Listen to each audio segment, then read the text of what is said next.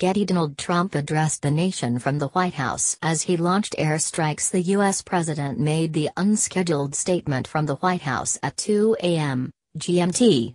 The airstrikes were conducted in response to an alleged chemical attack on civilians in Syria last weekend. Here is what Trump said in his announcement in full. My fellow Americans, a short time ago, I ordered the United States Armed Forces to launch precision strikes on targets associated with the chemical weapons capabilities of Syrian dictator Bashar al-Assad. A combined operation with the armed forces of France and the United Kingdom is now underway. We thank them both.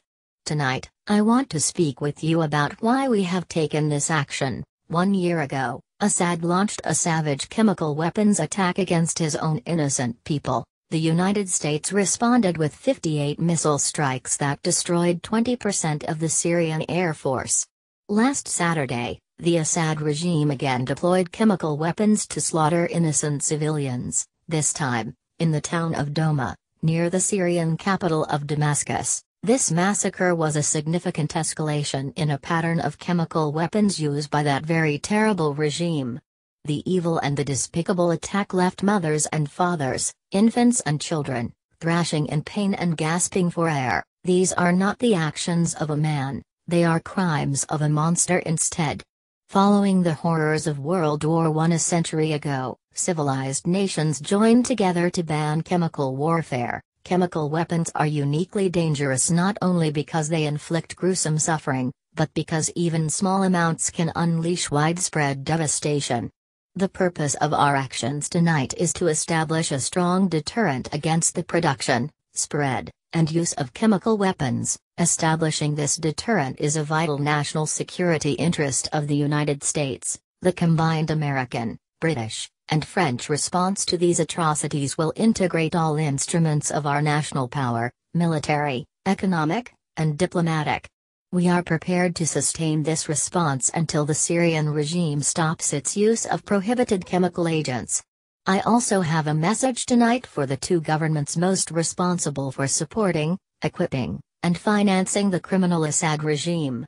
To Iran, and to Russia, I ask, what kind of a nation wants to be associated with the mass murder of innocent men, women, and children?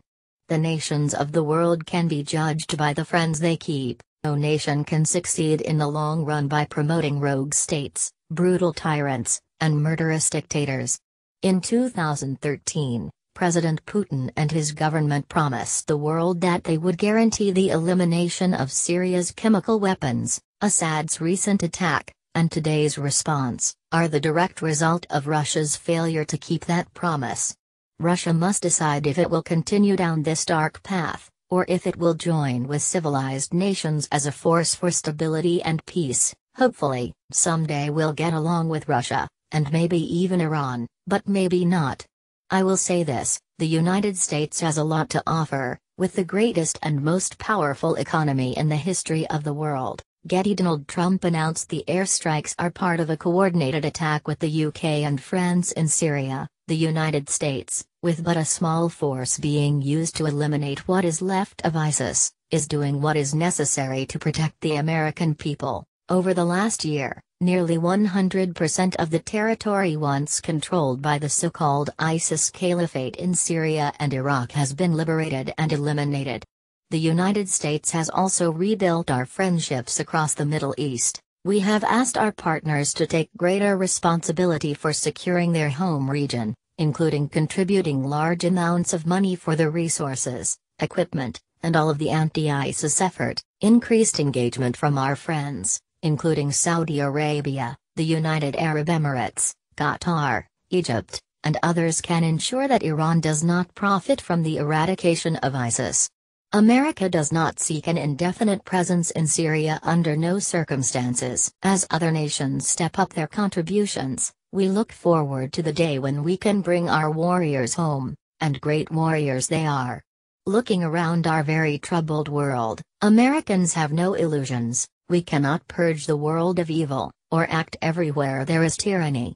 No amount of American blood or treasure can produce lasting peace and security in the Middle East. It's a troubled place. We will try to make it better, but it is a troubled place. The United States will be a partner and a friend, but the fate of the region lies in the hands of its own people. Getty. Donald Trump has directly questioned Putin for supporting mass murder in the last century. We looked straight into the darkest places of the human soul. We saw the anguish that can be unleashed and the evil that can take hold. By the end of the World War I, more than 1 million people had been killed or injured by chemical weapons. We never want to see that ghastly specter return.